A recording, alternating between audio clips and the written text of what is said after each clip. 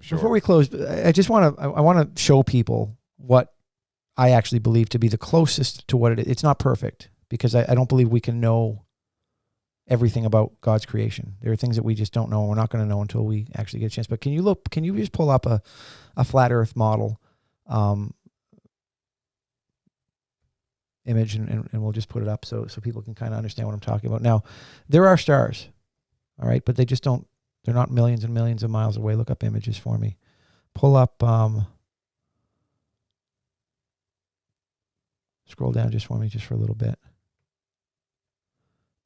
Pull up the one there that's kind of half, the third from the left there, up one.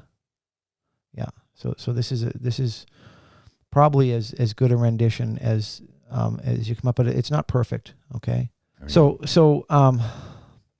There's a dome over the Earth, and the dome is impenetrable, and this is why I don't believe we were ever on the moon, because we've never been able to penetrate the dome. But there's something called, if you want to research something, research the Van Allen belt. Okay, because now all of a sudden we can't pass through the Van Allen belt, but we could in the 60s when we landed on the moon, but we forgot how. We don't have the math equation anymore to get us through it. So the globe is flat. It's got upturned edges. And in my belief, the upturned edges are what we call Antarctica. Okay, so when you travel south, the middle of that globe is due north, right in the middle. That's why everything always points north, is because that's right in the middle. And above the North Pole is God's throne.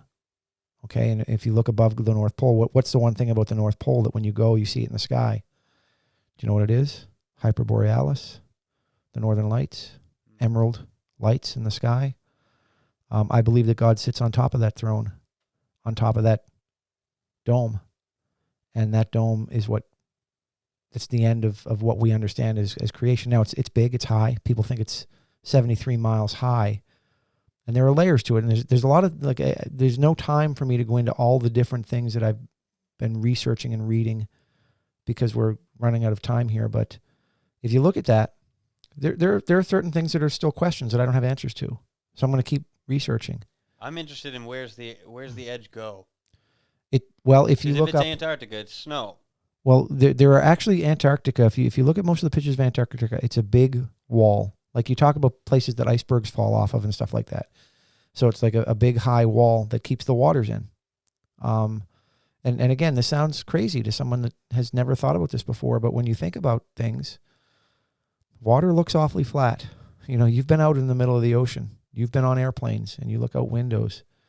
I'm going to wait till you take that drone up for a spin and let me get back to me on that. I will. Yeah. But there's a lot of things here, and you're fighting a construct that you've believed since you're 2 years old. Yeah, very much. So people are like, well, no, it can't be. Because somebody else told me. Well, it is somebody else told you. Yeah, and they believed it when they told you. This is the thing. Like, if you tell a lie, but you tell a lie, there's an energy that changes hands at that point, and people pick up on that. But if you tell a lie that you believe is true with all your heart, that energy isn't transferred because you don't think you're telling a lie. It's still a lie. I do believe that there are people that know things that are misleading us. I do.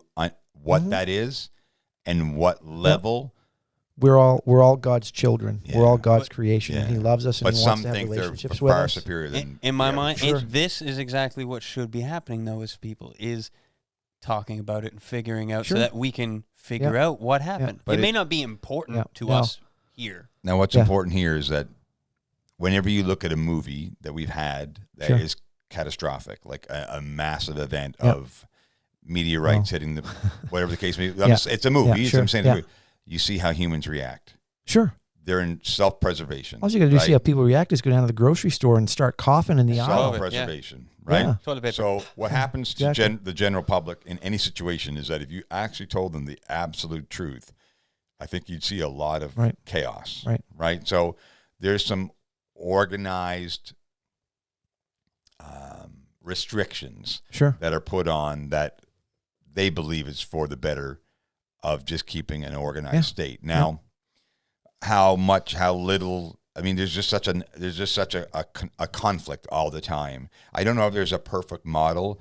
I mean, even like the most perfect community on the planet that conceptually was an idea of a euphoric state was Camelot, right? Okay. And even Camelot was destroyed because there's always somebody here that has an interest different than what is perfect for everyone on the planet. And love communicated through each other, and empathy towards each other. How in the world, and I'm going off another tangent, we don't have a lot of time, we can talk about it another time, but you and I grew up in a time where we had the musical artists of the world do Tears Are Not Enough, We Are the World, Do They Know It's Christmas, 84, 85. We had Live Aid. We had 2 Live Aids now. One when we were teenagers, another one just recently at a 25-year anniversary. And we still have World Hunger, man. We still have World Hunger. Like, we don't have the ability. It's what drives me crazy is we have the ability to solve these problems. We do. We have the intellect. We have the resources to be able to help everyone accomplish what we set out to accomplish. And we're talking 35 years later. It might be slightly better, but it's not much. I don't think it's better at all because the population is probably close to doubled in those 35 years. How do we allow that to happen? Everybody's completely divided. And that's just one, and I see it because of where I live. You can't do anything with a species. Any species, you look at something like COVID. It is a species in its own right that is trying to do one thing, survive and create more of itself. That is what species and animals do in life. Try to survive and create more of themselves at a base level. We'll have to have a whole other podcast to talk about COVID and all this stuff. Oh yeah, no, COVID. We've in the past couple, it's been like little mini touches of it just to talk. We're all aware of it. It's a subject that's never going to go away. But even COVID is now. SARS was before that, right? Ebola. You can go back. The bubonic plague. AIDS. I mean, we've lived through all those. This is just a different situation that has hit everyone on the globe. Before, if hold on, where? I don't know. Flat surface, on the plate, on the fucking plate, right? Whoa. Yeah. So the reality, I'll bleep myself out. Don't worry. The reality. It's a CRTC does not regulate these podcasts, so it's fine. But the bottom line is that we, it's just difficult to comprehend what I see every day where I live when I'm not in Canada, how that is allowed to happen to human beings, where we essentially know what's right for everyone and we don't do it. We don't walk in love, Dennis. We don't want to walk in love. We just don't walk in love. Oh no, there's not enough love on the planet. It's just like you walk into a dark room. You don't know what's in that room. What do you do to combat that? Turn on the light, right? So you can't combat darkness with more darkness. You can only combat it with light. I agree. So you can't combat hate with more hate. Yeah, Barbara Esquerdo told me. Combat it with love. Barbara Esquerdo told me one time in Matanzas. He says, the darkness must be discovered by the light. It's the only thing that reveals all this, and this is why I wanted to talk about this stuff. Is because I do believe that my belief has changed my relationship with God.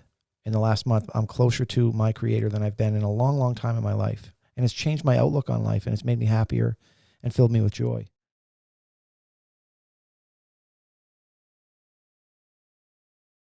Hey guys, it's Michael here with the weekly Woodcast. Just want to remind you to like and hit that subscribe button down below. It really helps out the channel, and we thank you guys so much for watching each week. Thanks.